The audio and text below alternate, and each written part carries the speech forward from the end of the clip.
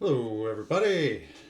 So here we have a chunk of Bradford pear cut down probably about 10 years ago.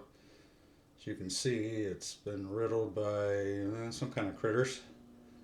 Start out with here, I just want to say this is not a suggested piece of wood to be turning on the lathe. So this is a video of don't do as I do. You are responsible for your own safety. It would not be recommended to turn this piece of wood the way it is. Welcome to my channel, Tree Carcass Spinema Thingin'.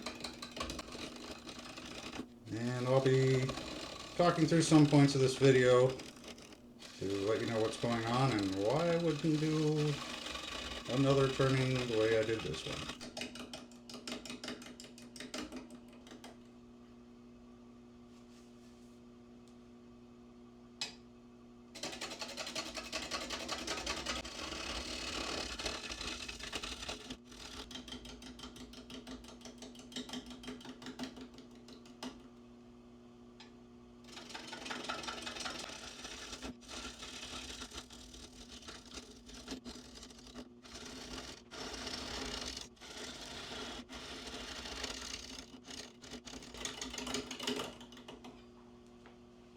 See here, this wood is very punky. All those critter, I'll call them trails. There's not a lot of support behind all of the wood fibers. Part of the problem. And this has been out in the weather and got some dry rot and all kinds of things going on.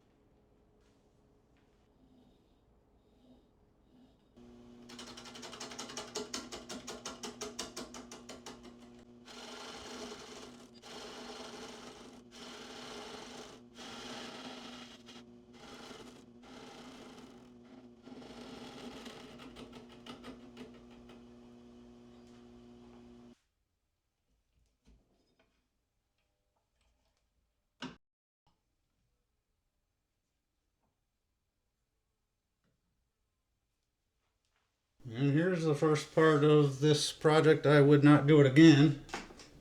Did not get the results I expected. So this is a denatured alcohol, some powdered yellow dye, and some liquid blue dye. Can't remember what they're technically called. And I spilled some. You see the wood's really sucking in that solution. That's about 2 minutes right there. I sped it up. Turn around here. And this is about 3 minutes that I sped up.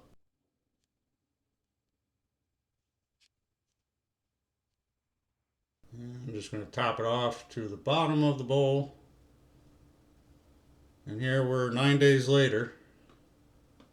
And well, you saw where the level of the alcohol solution was, where it is now, so it sucked up a lot.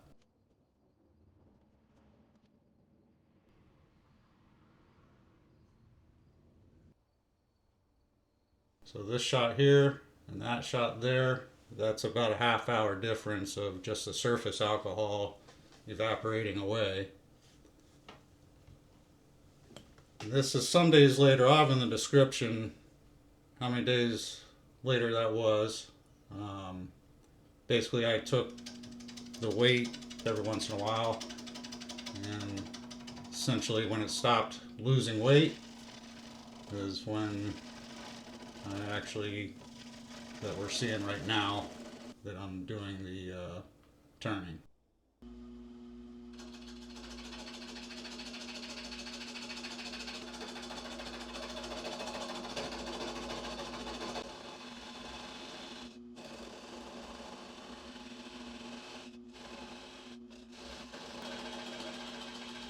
So what I expected the die to do was to, I knew the wood would take some of the dye in, but I expected the critter trails to take more of the dye in than the wood itself. That didn't happen here. And that also causes some problems later, because when you soak the wood in dye like that for any amount of time, when it comes out of there, it's no longer round. It's kind of ovals out. And I forgot about that during this project until it was to the point where, well, I liked the little designs that were created by the critters trails, and I didn't want to lose any of those, so it causes me a lot more time and effort in the sanding department to get a decent end result.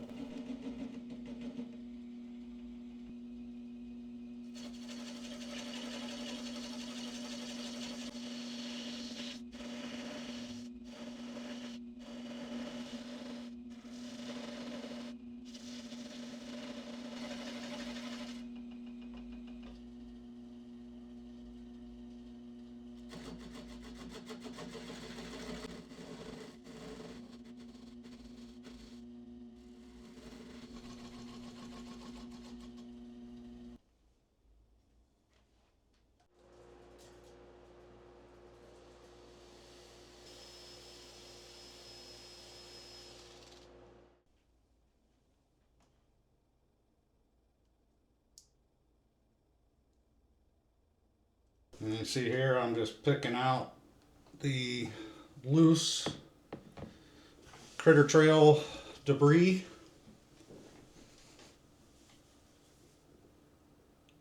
Some of it's really packed in there, and if it didn't come out easily with the pick, then I just left it. I'm still at this point hoping that the dye is in there, and for whatever reason can't see it right now. Sometimes when you apply the finish, it'll bring that out, but that ends up not being the case, as you'll kind of see here. This is some clear shellac that I'm spraying on for the next step of the project.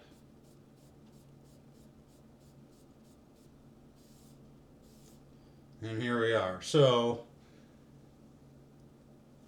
seeing that I like the little designs that were going on with the critter trails, I have some aging, 1-to-1 epoxy or shallow pour epoxy. Need to use up anyway. And to make this piece any kind of safe to hollow out on the lathe, I'll need to get those filled in and fill in critter trails. So ones that aren't already filled with critter trail debris. And so I was saying earlier how the dye, with that wood being soaked in there, it ovals it out. To get that all back to wood, I had to sand it all back down.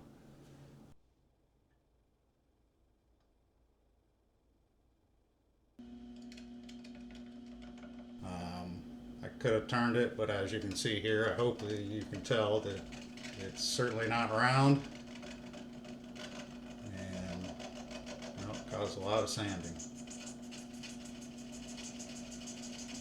So I think on the outside I ended up doing 4 separate pours over 4 days.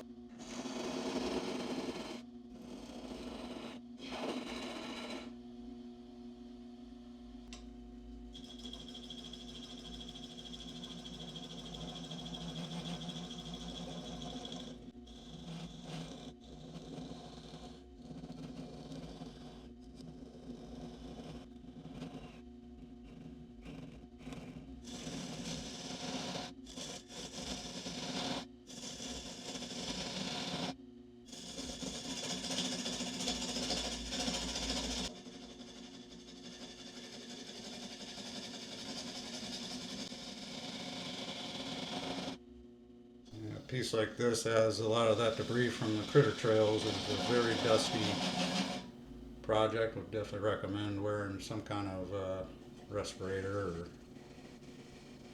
something like that.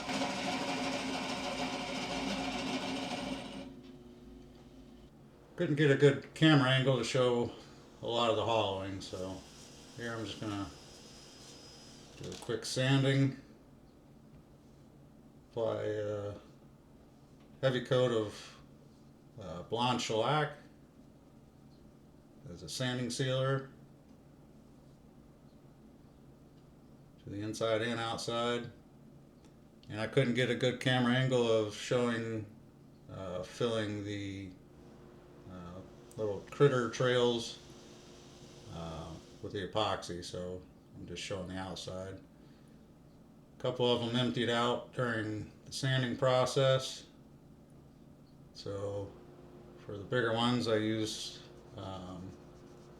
some UV resin that you could actually see from the inside to the outside. For the ones that you couldn't, I just used some clear CA.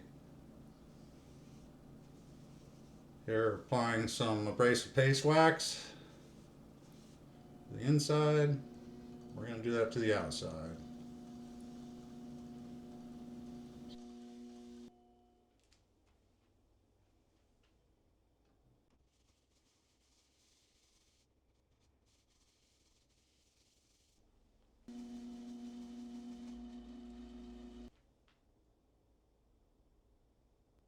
So I wouldn't bother doing this project again in this way. I've got some more of this wood. Got a couple ideas of other ways I could do it.